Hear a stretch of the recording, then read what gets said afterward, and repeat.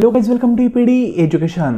काहीच MS set म्हणजेच Maharashtra set आणि UGC नेट या दोन्ही एक्झाममधील जो पेपर 1 सर्वांसाठी कॉमन असतो त्या पेपर 1 साठी आपण पाहत आहोत प्रॅक्टिस बेस MCQज सिरीज. आणि यामध्ये आजपासून युनिट नंबर 4 कम्युनिकेशन या संदर्भात काही महत्त्वाचे क्वेश्चन आपण पाहणार आहोत.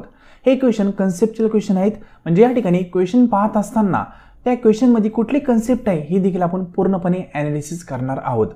हे क्वेश्चन पाहण्यापूर्वी याआधी research aptitude and teaching aptitude या संदर्भात MCQज आपण पाहिलेले आहेत. हे सर्व MCQज तुम्हाला पाहिजे असतील तर डिस्क्रिप्शन बॉक्समध्ये एक प्लेलिस्ट आहे, त्याची लिंक मी दिलेली आहे. त्या लिंकवर जाऊन तुम्ही सर्व लेसन एका सिक्वेन्समध्ये पाहू शकता. आजपासून कम्युनिकेशन संदर्भात महत्त्वाचे क्वेश्चन पाहणार आहोत. ठीक आहे, तर आज आपण पाहतोय इम्पॉर्टंट MCQज ऑन कम्युनिकेशन. तर हे पहा, कम्युनिकेशन हा जो युनिट आहे यामध्ये तुम्ही कुठलीही गोष्ट नवीन शिकत नाहीये, कारण कम्युनिकेशन तुम्ही प्रत्येक ठिकाणी आणि प्रत्येक वेळेस करत असता. मग तुम्ही शांत जरी बसलेले असले तरी पण कम्युनिकेशन तुम्ही करतच असता. ठीक आहे, म्हणजे ज्यावेळेस तुमचा जन्म झाला, जन्मल्यानंतर ज्यावेळेस तुम्ही रडले, ठीक आहे, किंवा तुम्ही रडलेच नाही, जन्मल्यानंतर लहान मूल रडतं किंवा रडत नाही, मग ते एक कम्युनिकेशनच आहे. म्हणजे मुलगा जर रडला किंवा मुलगी जर रडली जन्मल्यानंतर तर त्याची हेल्थ चांगली आहे असं एक कम्युनिकेशन, म्हणजेच त्या ठिकाणी एक संदेश प्राप्त होतो डॉक्टरला. सिंपल कन्सेप्ट आहे. तो काहीच बोलला नाही, शांत असेल तर हेल्थमध्ये काहीतरी इश्यू असू शकतो असं डॉक्टरला वाटू शकतं. म्हणजे तुम्ही जी काही गोष्ट करताय त्या प्रत्येक गोष्टीमार्फत कुठलं ना कुठलं कम्युनिकेशन त्या ठिकाणी होत असतं. मग लाईफमध्ये तुम्ही आत्तापर्यंत कम्युनिकेशन हा युनिट जगलेले आहात. यामधली कुठलीच कन्सेप्ट तुमच्यासाठी नवीन नाहीये. प्रत्येक कन्सेप्ट कुठं ना कुठं कधी ना कधी तुम्ही वापरलेली आहे.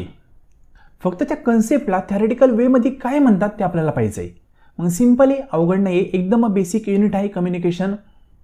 या युनिट संदर्भात तुम्ही गोष्टी कन्सेप्च्युअली समजून घेतल्या तर तुम्हाला कुठलाही प्रॉब्लेम एक्झामला येणार नाही. कारण क्वेश्चन कुठल्याही पद्धतीने विचारून द्या, कन्सेप्ट जर क्लिअर असेल तर क्वेश्चन कशाही पद्धतीने आला तर सोडवता येतो. त्याच अनुषंगाने काही महत्त्वाचे क्वेश्चन प्रॅक्टिससाठी आपण या ठिकाणी कव्हर करत आहोत.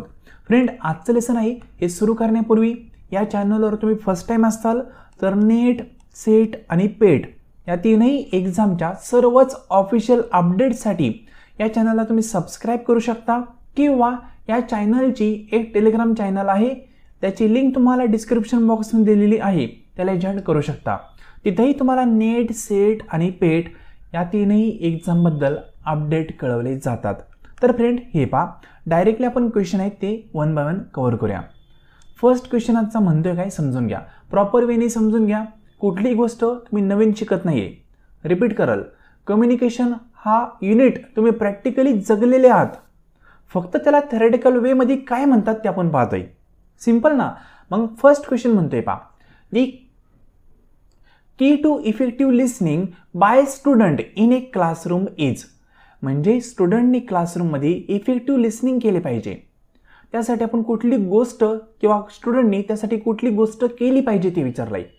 सिंपल क्वेश्चन आहे.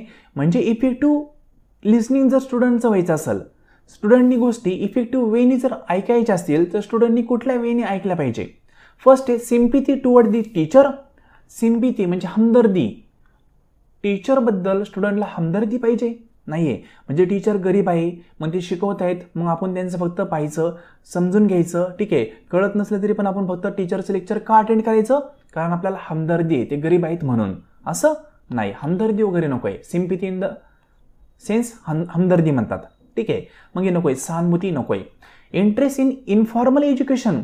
इन्फॉर्मल एज्युकेशनचा काय संबंध आहे. ठीक आहे, ज्यावेळेस आपण स्कूल म्हणतो किंवा क्लासरूम म्हणतो त्या ठिकाणी नॉर्मली फॉर्मल एज्युकेशन असतं. म्हणजे प्रत्येक विद्यार्थी बेंचवर प्रॉपर वेनी बसलेला असतो,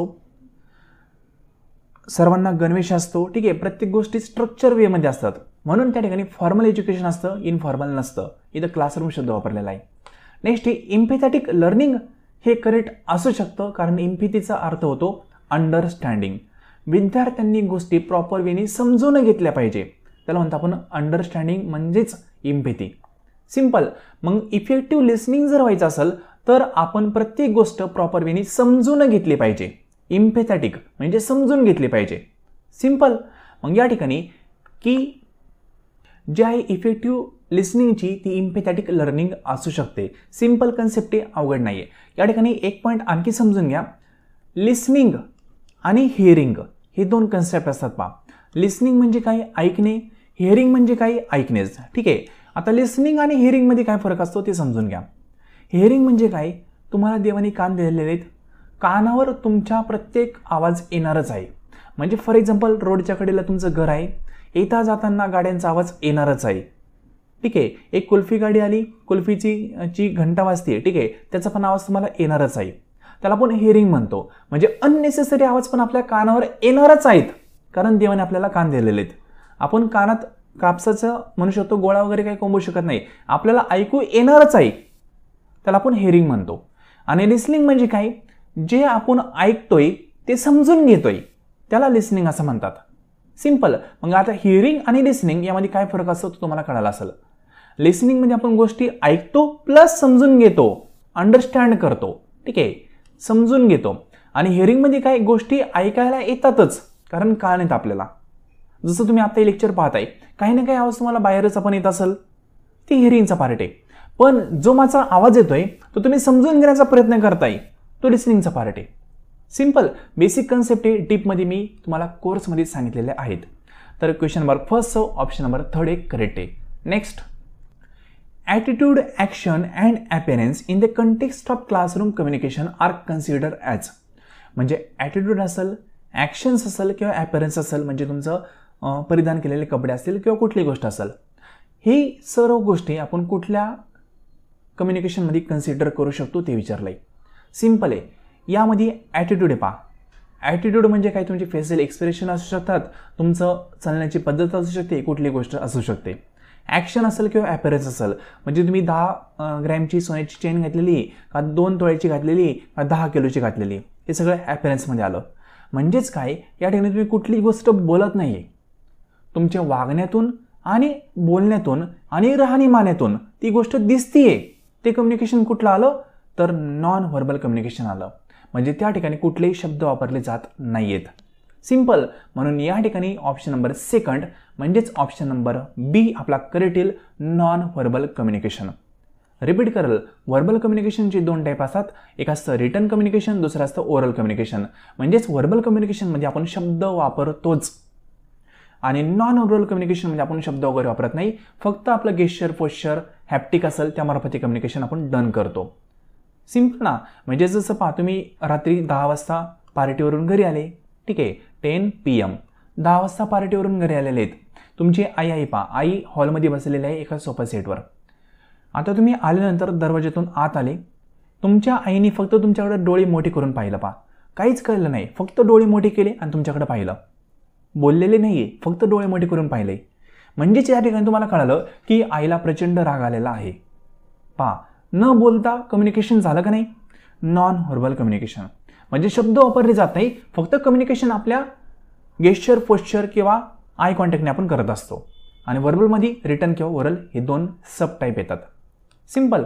मग ऑप्शन नंबर सेकंड आपला करेक्ट आहे. Next, the term graphene is also known as. 3 नंबरच्या क्वेश्चनमध्ये विचारलंय ग्रेफाईनचा अर्थ काय होतो? ग्रेफाईनला म्हणतात अफवा. अफवा पसरवणं, त्याला आपण ग्रेफाईन म्हणतो. ग्रेफाईन चेन म्हणजे काय? अफवांची साखळी.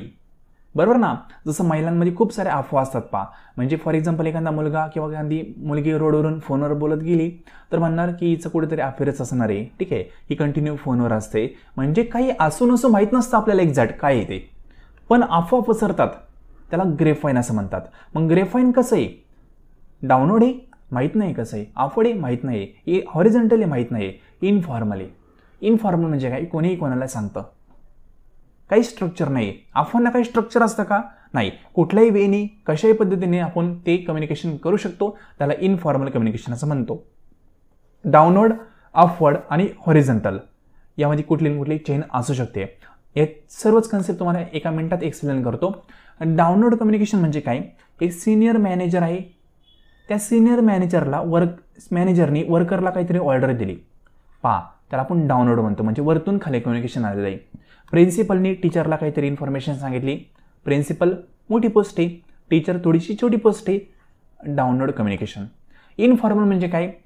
प्रिन्सिपल, टीचर, नंतर फॉर एक्झाम्पल शिपाई असेल कॉलेजचे, ठीक आहे, स्टुडंट असतील, सर्व असे घोळका करून बसलेले आणि गप्पा गोष्टी चाललेल्या आहेत.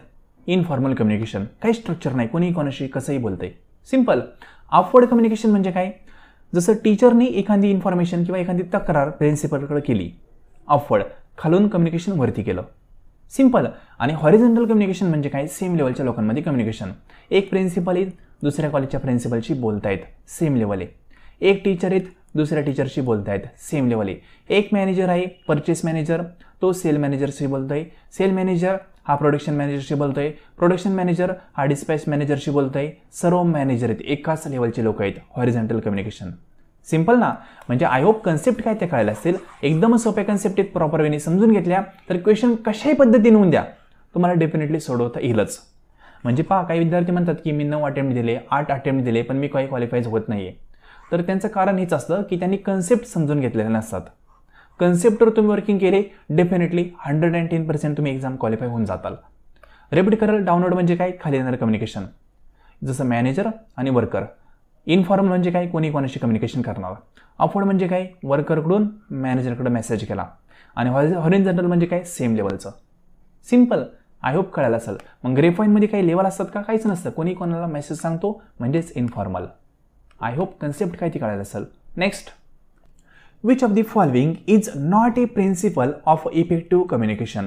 इफेक्टिव्ह कम्युनिकेशनचं कुठलं प्रिन्सिपल नाही आहे ते विचारलं आहे, नॉटवाला विचारलं आहे. इफेक्टिव्ह कम्युनिकेशनचे प्रिन्सिपल खूप सारे आहेत, हे आपण पाहिलेले आहेत. मग तुम्हाला प्रिन्सिपल कुठलं नाही ते विचारलं आहे. ऑप्शन फर्स्ट आहे परसिव्ह अँड कन्व्हिन्सिंग डायलॉग. ठीक आहे, मन वळवणारे डायलॉग पाहिजेत का? पाहिजेत. ठीक आहे, हे प्रिन्सिपलमध्ये येऊ शकतं, ॲक्च्युली आहेच प्रिन्सिपल, सोडून द्या. Participation of a audience. ठीक आहे, ऑडियन्सचं पार्टिसिपेशन कम्युनिकेशनमध्ये झालं पाहिजे, डेफिनेटली झालं पाहिजे, तरच फीडबॅक वगैरे पॉसिबल असतो. आणि इफेक्टिव्ह कम्युनिकेशन म्हणलं तर फीडबॅक हा नेसेसरी आहे. मग या ठिकाणी हे पण प्रिन्सिपल आहे. नंतर one way transfer of information. One way नाही, प्रिन्सिपल नाही इफेक्टिव्ह कम्युनिकेशनचं. वन वे म्हणजे काय? फॉर एक्झाम्पल, तुम्ही एखाद्याला एखादी गोष्ट सांगितली, ठीक आहे, इथे तुम्ही उभा आहात आणि तुम्ही XYZ गोष्टीला एक गोष्ट सांगितली, वायला फॉर एक्झाम्पल काहीतरी तुम्ही सांगितलंय, वायने त्यावर कुठली प्रतिक्रिया दिली नाहीये. One way communication. तुमच्याकडून संदेश गेला पण फीडबॅक काहीच भेटत नाहीये, त्याला वन वे कम्युनिकेशन म्हणतो. मग ते इफेक्टिव्ह कम्युनिकेशन कशा पद्धतीने होईल? होणारच नाही. इफेक्टिव्ह कम्युनिकेशन म्हणलं तर 2 वे पाहिजे. म्हणजे फॉर एक्झाम्पल एक्सने सांगितलं किंवा एक्सने विचारलं जेवला का, कोणाला विचारलं? वायला विचारलं जेवला का, वन वे कम्युनिकेशन. पुढे आन्सरच नाहीये, इफेक्टिव्ह होईल का? होणार नाही. जर वाय म्हणला येस मी आत्ताच जेवलो, तर ती 2 वे असेल ना तर इफेक्टिव्ह कम्युनिकेशन असतं, वन वे इफेक्टिव्ह नसतं. सिम्पल. म्हणजे वायने रिप्लाय दिला म्हणजेच फीडबॅक दिला तर त्याला आपण 2 वे म्हणणार आहे. आणि वन वे म्हणजे काय? फक्त एक्सने विचारलं जेवला का, आन्सरच नाही भेटलं, त्याला वन वे म्हणतात. मग इफेक्टिव्ह कम्युनिकेशन हे वन वे नसतं, 2 वे असतं. म्हणजेच काय? तुम्ही एखादा क्वेश्चन विचारल्यानंतर त्याचा आन्सर पण तुम्हाला भेटलं पाहिजे, म्हणजेच काय? 2 वे. हा जाण्याचा वे, हा येण्याचा वे. ठीक आहे, वन वे हे इफेक्टिव्ह कम्युनिकेशन नसतं, प्रॉपर वेने लक्षात ठेवा. Next. The mode of communication that involve a single source of transmission information to large number of receiver simultaneously is called.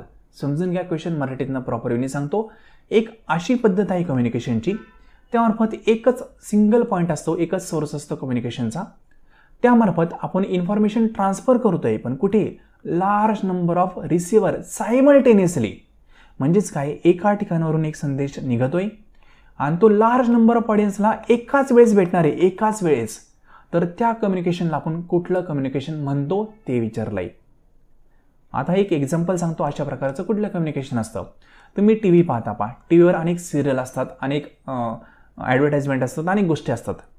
एका वेळेला एक ॲडव्हर्टाइजमेंट फॉर एक्झाम्पल एका टीव्हीवर चालू आहे. फॉर एक्झाम्पल आपण म्हणू की सोनीची एखादी चॅनल आहे, ठीक आहे, सोनी टीव्ही कुठली तरी एखादी चॅनल आहे आणि त्यावर एखादी ॲडव्हर्टाइजमेंट 12:30 चालू आहे. सिम्पल, 12:30 झालेले एक ॲडव्हर्टाइजमेंट ते रन करतायत. ही ॲडव्हर्टाइजमेंट फक्त तुम्हालाच दिसते का? नाही, लाखो करोडो लोकांना ॲट अ वन टाइम ती ॲडव्हर्टाइजमेंट दिसते पा. ज्यांनी सोनी चॅनल लावलेले त्या सर्वांनाच ती ॲडव्हर्टाइजमेंट दिसणार आहे. म्हणजेच काय? या ठिकाणी मास कम्युनिकेशन ही कन्सेप्ट वापरली जाते. मास कम्युनिकेशनमध्ये काय असतं? एका सोर्समार्फत अनेक लाखो करोडो लोकांना आपण मेसेज पाठवतो, त्याला आपण मास कम्युनिकेशन असं म्हणतो. ग्रुप कम्युनिकेशनमध्ये लिमिटेड असतात, 7 ते 8 लोक असतात नॉर्मली. इंट्रापर्सनल कम्युनिकेशनमध्ये काय असतं, आपण स्वतःचीच कम्युनिकेशन करत असतो. इंट्रापर्सनल हे लक्षात ठेवा. इंट्रा आणि इंटर. इंट्रामध्ये काय असतं, आपण स्वतःशीच कम्युनिकेशन करतो. म्हणजे तुम्ही विचार करता, शांत एका जागी बसता, काहीतरी विचार करता, स्वतःची स्वतः बोलता ना, स्वप्न पाहता, स्वतःची स्वतः बोलता, कोणी ऑदर असतं तुमच्यासोबत नाही. ते झालं इंट्रापर्सनल. आणि इंटरपर्सनल म्हणलं तर 2 व्यक्तींमधलं कम्युनिकेशन, नवरा बायको, ठीक आहे, 2 फ्रेंड किंवा भाऊ बहीण, ठीक आहे, यांमध्ये जे कम्युनिकेशन झालंय त्याला इंटरपर्सनल असं म्हणतो. 2 व्यक्तीमधलं इंटर. आणि इंट्रा हा शब्द आला तर स्वतःची कम्युनिकेशन, सेल्फ कम्युनिकेशन म्हणतो आपण याला. स्वप्न पाहणं, विचार करणं, ऑदर व्यक्ती नसतात, आपण आपल्यासोबतच बोलतो, ते इंट्रा असतं. आणि इंटर म्हणलं तर 2. हे प्रॉपर वेने समजून घ्या. तर या क्वेश्चनचा आन्सर जे आहे ना ते ऑप्शन नंबर बी आहे. कारण या ठिकाणी त्यांनी म्हणलंय की एकाच वेळेला, सायमल्टेनियसली इन द सेन्स एकाच वेळेला अनेक रिसिव्हर काय करणार आहेत, इन्फॉर्मेशन गेट करणारे एका सोर्स मार्फत, त्याला मास कम्युनिकेशन म्हणतो. FM रेडिओ असेल, TV चॅनल असेल, ते सर्व उदाहरणं यामध्ये येऊ शकतात. सिम्पल. थोडंसं स्पीडनी पाहतोय, जास्त काही आपण डीपमध्ये जात नाही, कारण डीपमध्ये कोर्समध्ये मी तुम्हाला सर्व गोष्टी सांगितलेल्या आहेत. नेक्स्ट आहे question number 6. The term yellow journalism refer to. हा MS सेटला प्रिव्हियस इयरमध्ये येऊन गेलेला क्वेश्चन आहे. येलो जर्नलिझम ही कन्सेप्ट काय आहे ते विचारलंय. न्यूजपेपर संदर्भात ही कन्सेप्ट आहे. या ठिकाणी कन्सेप्ट काय ते डायरेक्टली सांगतो. येलो जर्नलिझम म्हणजे काय माहिती का, एक छोटी गोष्ट आहे पण ती मोठी करून सांगितली जाते, त्याला येलो जर्नलिझम असं म्हणतात. म्हणजे फॉर एक्झाम्पल 2 मित्र 2 व्हीलरवरून चाललेत, जात असताना एक छोटासा दगड होता, त्या दगडावरून काय गेले, त्या मित्राने गाडी गेली, ठीक आहे, किंवा रोडवरून चालले होते ना, एक छोट्याशा दगडावरून त्या मित्राची गाडी गेली आणि थोडीशी ती असे कोलंडे आणि सरळ परत पुढे निघून गेले, पडले वगैरे नाही बरं का, छोट्याशा दगडावरून गाडी गेली. आता झालं काय, ज्यावेळेस ते सर्व मित्रांमध्ये पोहोचले हे 2 मित्र, त्यावेळेस ते सांगताना कसं सांगितलं, एक मोठा दगड होता, त्या मोठ्या दगडावरून गाडी गेली आमची, ठीक आहे, मरता मरता वाचलो आम्ही, असं सांगणार पा. म्हणजे गोष्ट छोटी आहे पण सांगणार मोठी करून, त्याला येलो जर्नलिझम म्हणतात. नॉर्मली न्यूज एजन्सी आहेत ना, त्या सर्व गोष्टी करतात. जसं पहा, न्यूज एजन्सीमध्ये तुम्ही पाहिलं असेल की आज की ताजा खबर, आज की बडी खबर, बडी खबर सांगतात आणि छोटी असते. बडी खबरमध्ये काय असतं, एक झाड होतं ते पडलं, पण सांगताना कसं सांगतात, आज की बडी खबर, ठीक आहे, ब्रेकिंग न्यूज, काहीच नसतं, त्याला येलो जर्नलिझम असं म्हणतात. म्हणजे वाढून सोडून गोष्टी सांगायच्या, गोष्ट छोटीच असते, झालेलं काहीच नसतं, पण एक ऑडियन्सला अट्रॅक्ट करण्यासाठी, ऑडियन्सने आपल्याकडे पाहण्यासाठी या गोष्टी वाढून चाढून सांगितल्या जातात, ठीक आहे. मग त्याचा ऑप्शन नंबर बी आपला सेकंड, म्हणजेच बी हा करेक्ट आहे. Sensationalism and exaggeration to attract reader viewers, ठीक आहे, इथं रीडर वगैरे शब्द वापरला आहे कारण न्यूजपेपर संदर्भात कन्सेप्ट आहे म्हणून, ठीक आहे. पण ॲक्च्युअली कन्सेप्ट काय ती तुम्हाला सांगितली, एक छोटी गोष्ट आहे ती मोठी करून सांगणं, जशी न्यूजवाले सांगतात, ठीक आहे. कोणाला रिसिव्हर असते, जे रीडर असतील किंवा अदर जे आपले कन्सर्न ग्रुप असेल, ज्यांना आपण न्यूज पोहोचवणार आहेत, त्यांना आपल्याला अट्रॅक्ट करायचं असतं, म्हणून छोटी गोष्ट मोठी करून सांगितली जाते, त्याला येलो जर्नलिझम असं म्हणतात. प्रॉपर वेने समजून घ्या, अवघड नाही आहे. Next question number 7. Positive classroom communication lead to. म्हणजे तुम्हाला जर क्लासरूममध्ये पॉझिटिव्ह कम्युनिकेशन करायचं असेल तर ते कुठल्या वेळी करू शकता. कोरेशन म्हणजे धमकी वगैरे देऊन नाही, सबमिशन काही संबंध नाही, कॉन्फ्रंटेशन याचा पण कॉन्फ्रंटेशन याचा पण संबंध नाही, परस्युएशन याचा संबंध आहे, म्हणजे मन वळवणं, विद्यार्थ्यांचं मन आपल्या लेक्चरकडे वळायला पाहिजे, अशा वेळी आपण शिकवलं पाहिजे, म्हणजे परस्युएशन, ठीक आहे. ऑप्शन नंबर आपला 4 हा करेक्ट येईल. Positive classroom communication is equal to persuasion, ठीक आहे, ऑप्शन 4 करेक्ट. बाकी हे निगेटिव्ह ऑप्शन आहेत सोडून द्या, धमकी वगैरे देऊन थोडी तुम्ही पॉझिटिव्ह कम्युनिकेशन करू शकता, सोडून द्या, सिंपल क्वेश्चन आहे, option 4 correct. Next question number 8. When verbal and non verbal message are contradictory it is said that most people believe in. Question समजून घ्या. ज्यावेळेस व्हर्बल आणि नॉन व्हर्बल कम्युनिकेशन एकाच वेळेस आहेत तर जास्तीत जास्त जे ऑडियन्स असतील किंवा जास्तीत जास्त जे माणसं असतील, पीपल असतील, ते कुठल्या मेसेजवर विश्वास ठेवणार. म्हणजे एकच संदेश आहे, तो संदेश व्हर्बल वेनी पण सांगितला जातोय आणि नॉन व्हर्बलनी पण सांगितला जातोय, तर ऑडियन्स कुठल्या कम्युनिकेशनकडे जास्त विश्वासाने पाहणार ते विचारलंय, ठीक आहे. कशावर जास्तीत जास्त विश्वास ठेवला जाईल ते पाहिलंय. तर हा क्वेश्चन देखील MS सेट एक्झामचाच आहे, प्रिव्हियस इयरमध्ये येऊन गेलेला आहे, कन्सेप्च्युअल क्वेश्चन आहे. आता समजून घ्या, व्हर्बल म्हणजे काय, एक तर रिटर्न किंवा ओरल. आणि नॉन व्हर्बल म्हणजे काय, गेस्चर, पोश्चर, ऑदर कुठलंही असू शकतं. मग आता जास्तीत जास्त लोक आहेत ना हे व्हर्बलवर विश्वास ठेवतील का नॉन व्हर्बलवर विश्वास ठेवतील. म्हणजे तुम्ही एखादी गोष्ट दाखवताय त्या दाखवण्यावर विश्वास ठेवतील की तुम्ही एखादी गोष्ट सांगताय त्याच्यावर विश्वास ठेवतील. बेसिक आहे, सांगण्यापेक्षा लोक पाहण्यावर विश्वास ठेवतात, बरोबर ना. जसं की फॉर एक्झाम्पल तुमचं एक फ्रेंड आहे XYZ, ठीक आहे, आणि त्या फ्रेंडच्या डोळ्यातून पाणी येतं आहे. पहा, फ्रेंडच्या डोळ्यातून पाणी येणं, तो काही बोलतोय का, नाही बोलत आहे, म्हणजे काय, नॉन व्हर्बल. आता तुम्ही आले आणि त्या फ्रेंडला विचारलं, अरे काय झालं रे, तू रडतोय का, तो म्हणून नाही नाही मी रडत नाही आहे, व्हर्बल व्हा, बोलताना काय म्हणतोय, तो रडत नाही आहे, पण डोळ्यातून पाणी तर येत आहे. ठीक आहे, चेहरा पण सॅड दिसतोय तुम्हाला, चेहरा सॅड दिसणं, डोळ्यातून पाणी येणे कशाचा पार्ट आहे, नॉन व्हर्बलचा, कारण त्या ठिकाणी कम्युनिकेशन तो करत नाही आहे. पण चेहरा उतरलेला आहे, डोळ्यातून पाणी येत आहे, आणि तुम्ही विचारल्यानंतर तो काय म्हणतोय, मी रडत नाही आहे, नाही नाही मला काहीच प्रॉब्लेम नाही आहे, ठीक आहे, मी खूप हॅपी आहे असं सांगतोय. पहा, म्हणजे ओरली तो बोलतोय की मी हॅपी आहे, मी रडत नाही आहे, पण चेहरा वेगळंच काहीतरी सांगतोय. मग तुमचा विश्वास त्याच्या बोलण्यावर राहणार आहे का त्याच्या दिसण्यावर राहणार आहे. डेफिनेटली चेहरा सांगतोय की सॅड आहे हा, मग तुम्ही बोलण्यावर विश्वास ठेवणार आहे का, नाही. म्हणजेच काय, नॉन व्हर्बल कम्युनिकेशनवर जास्त विश्वास बसतो आपला. म्हणून आन्सर देखील ऑप्शन नंबर 3 हे करेक्ट आहे. सिंपल आहे ना क्वेश्चन, तर ऑप्शन नंबर 3 आपला करेक्ट. लक्षात घ्या, ज्यावेळेस दोन्ही मेसेज ॲट वन टाइम असतात, जसं की तुम्हाला सांगितलं की मुलगा रडतोय, तुम्ही त्याला विचारलं तू रडतोय का, तो नाही रडत नाही मी, माझ्या डोळ्यात काहीतरी गेलेलं आहे, ठीक आहे, पण तरी पण त्या चेहरा वगैरे पाहून तुम्हाला कळलं की काहीतरी प्रॉब्लेम आहे. पहा, म्हणजे बोलण्यापेक्षा त्याचं जे दिसतोय ना त्या दिसण्यावर तुमचा जास्त विश्वास बसणार आहे. म्हणजेच नॉन व्हर्बलवर आपला जास्त विश्वास असतो.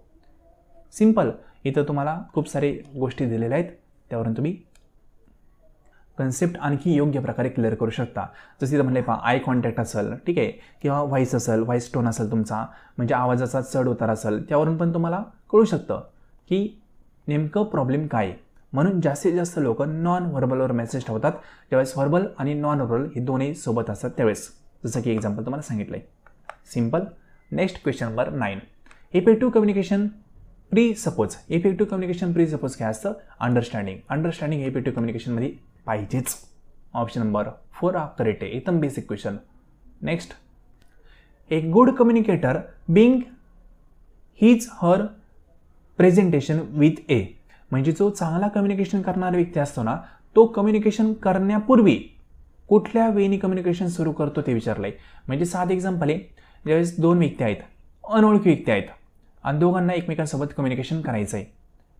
मग जो खरंच चांगला कम्युनिकेटर असेल तो कशा पद्धतीने कम्युनिकेशन सुरू करेल. जसं की फॉर एक्झाम्पल एक मुलगा आहे आणि इकडे मुलगी आहे, दोघांना लग्न करायचं आहे, ठीक आहे, दोघांचं अरेंज मॅरेज आहे, लव्ह मॅरेज नाही, दोघांना लग्न करायचं आहे. अरेंज मॅरेज आहे, फर्स्ट टाइम ते कुठेतरी एका कॅफेवर आलेले आहेत बोलण्यासाठी. आता पहा, दोघांना कम्युनिकेशन करायचं आहे, तर मुलगा थोडासा समजदार आहे, तो गुड कम्युनिकेटर आहे. मग मुलगा काय करणार, मुलीला पहिल्यांदा म्हणणार कुठं बसायचं, ठीक आहे, मग ते एका टेबलवर बसले. टेबलवर बसल्यानंतर तो एक साधी गोष्ट बोलेल, म्हणजे तुम्हाला पाणी वगैरे घ्यायचं का, ठीक आहे, नंतर कसे आले, प्रवास कसा केला, ठीक आहे, किती वेळ लागला पोचायला, असं काहीतरी एक बेसिक गोष्ट बोलेल, बरोबर ना. म्हणजेच काय, एक फ्रेंडली वातावरण करण्याचा प्रयत्न करेल तो मुलगा.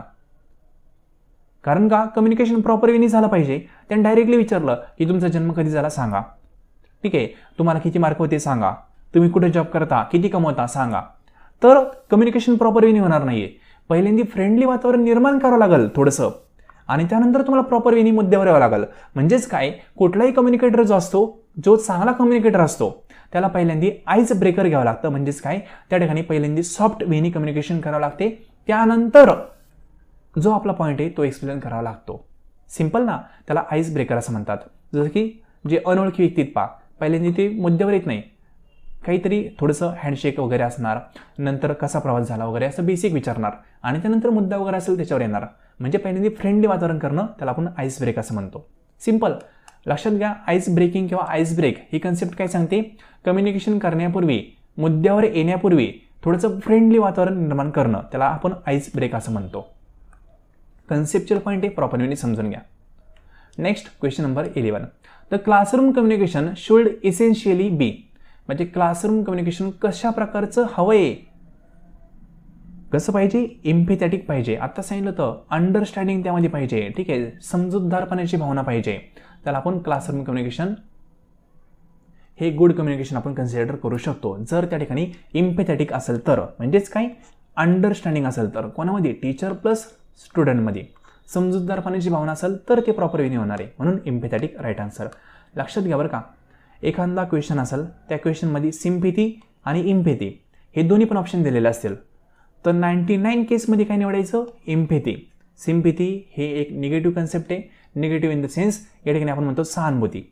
सहानुभूती नको आहे, समजूतदारपणा हवा आहे, म्हणजे अंडरस्टँडिंग हवी आहे, म्हणून इम्पॅथेटिक याला तुम्ही राईट आन्सर कन्सिडर करू शकता 99% next question number 12. Which of the following is Berlo's linear model of a communication. बर्लोचं लिनियर मॉडेल ऑफ कम्युनिकेशन कसं आहे, 4 पार्ट आहे त्यामध्ये. ते कुठले, तर फर्स्ट असतो सेंडर. सेंडर काय करतो, मेसेज तयार करतो. मेसेज कशामार्फत जाणार आहे, चॅनल मार्फत, आणि कोणाला जाणार आहे, रिसिव्हरला. मग SMCR मॉडेल असं म्हणतात त्याला, म्हणजे sender message channel receiver. Simple, ते बर्लोचं कम्युनिकेशन मॉडेल आहे. आपण जवळपास 5 ते 6 मॉडेल आपल्या कोर्समध्ये पाहिलेले आहेत, सर्व महत्त्वाचे आहेत. ऑप्शन नंबर सी आपला करेक्ट आहे. नेक्स्ट 13 नंबरचा question. The ability to communicate effectively. Communication effective करायचं असेल, ही ॲबिलिटी आपल्याला मिळवायची असेल तर आपल्याला कुठली गोष्ट करावी लागते. First depend on education level.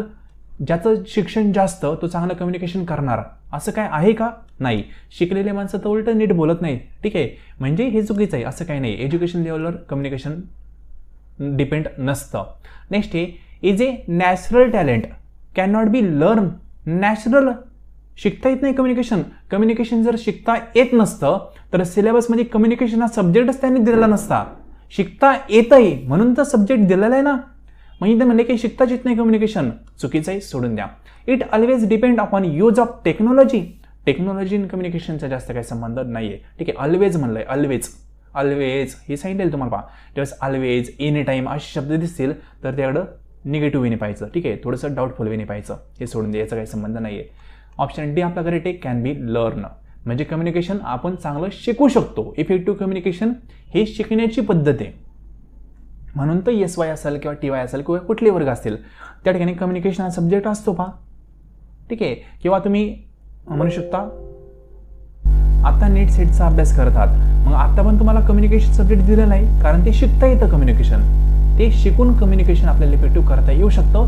म्हणून कम्युनिकेशन हे जन्मताच आपलं चांगलं असेलच असं नाही आहे.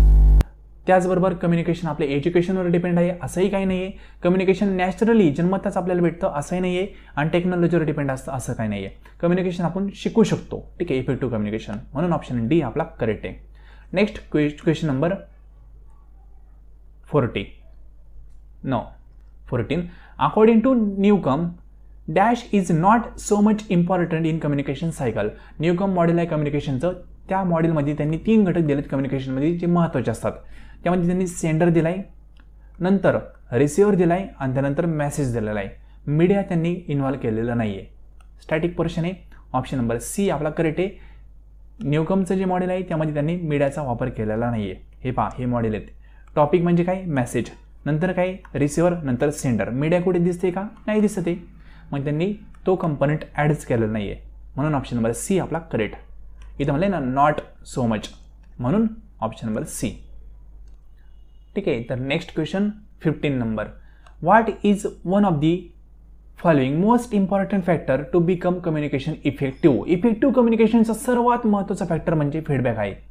फीडबॅक जर नसेल तर इफेक्टिव्ह कम्युनिकेशन होऊ शकत नाही. आत्ताच एक्झाम्पल सांगितलं होतं, समोरच्याला विचारलं तुम्ही जेवला का, आन्सरच भेटला नाही, कम्युनिकेशन इफेक्टिव्ह होणार आहे का, नाही होणार. म्हणून इमिजिएटली फीडबॅक भेटणं हे खूप गरजेचं असतं इफेक्टिव्ह कम्युनिकेशनमध्ये. ऑप्शन नंबर डी आपला करेक्ट आहे. तर फ्रेंड, आज आपण जवळपास 15 क्वेश्चन प्रॉपर वेनी कव्हर केलेले आहेत. पुढच्या लेसनमध्ये आणखी काही क्वेश्चन आहेत कम्युनिकेशनचे, ते आपण कव्हर करणार आहोत. पेपर 1 संदर्भात किंवा कॉमर्स संदर्भात तुम्हाला कोर्स जॉईन करायचा असेल NTUGC नेटसाठी किंवा MS सेटसाठी, तर या व्हॉट्सअप नंबरला तुम्ही मेसेज करू शकता. पेपर 1 ॲज वेल ॲज कॉमर्सचा आपण कोर्स प्रोव्हाइड करत आहोत.